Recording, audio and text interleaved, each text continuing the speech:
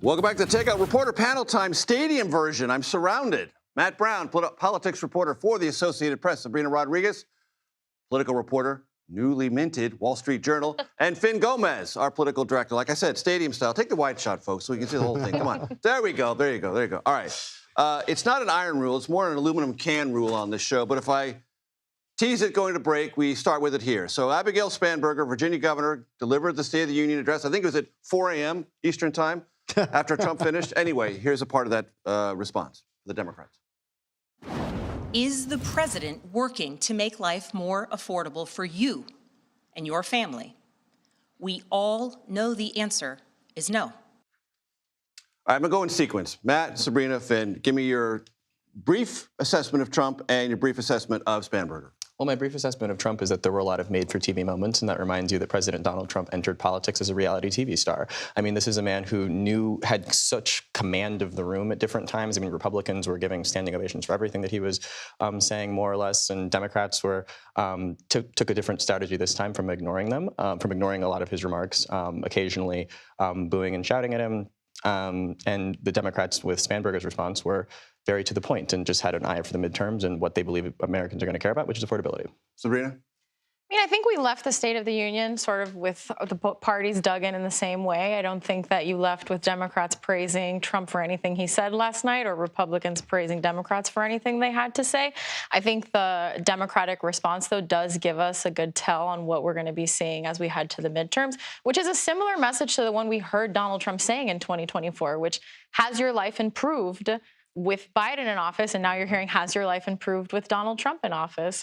Fin, it struck me that President Trump was trying to regain momentum and Spanberger was trying to keep momentum that the Democrats are seeing at the grassroots level. I think absolutely. I mean, what Spanberger essentially demonstrates is that Democratic overperformance that we saw in 2025. Remember, she won by double digits in Virginia.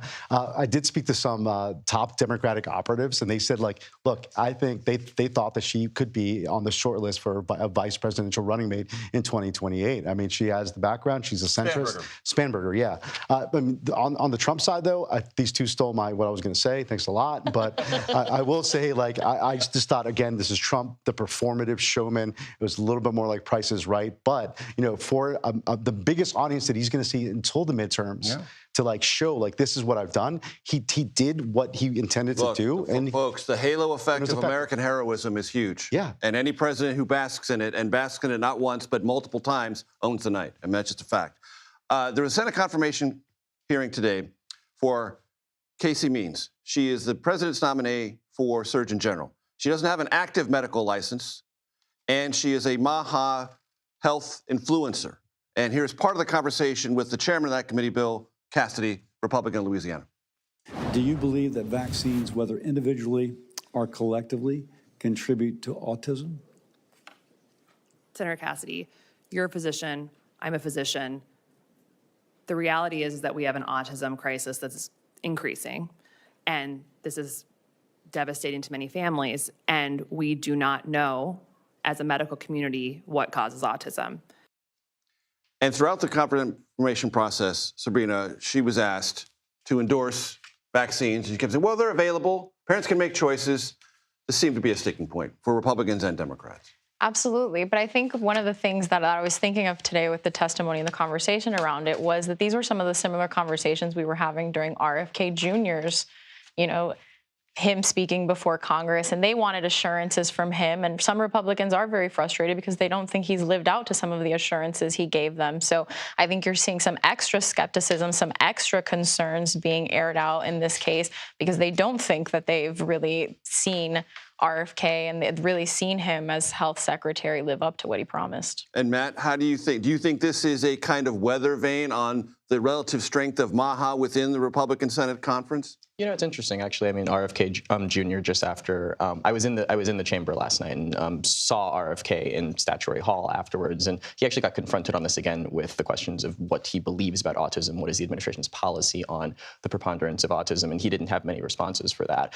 This is something that you've seen with the medical, the actual doctors in the administration, including Dr. Mehmet Oz and others, have had contrasting views on this from at times Secretary Kennedy, from at times the nominees who are being put before the Senate. And this is something that the administration has had conflicting messaging on, and that you can see that fight happening sometimes.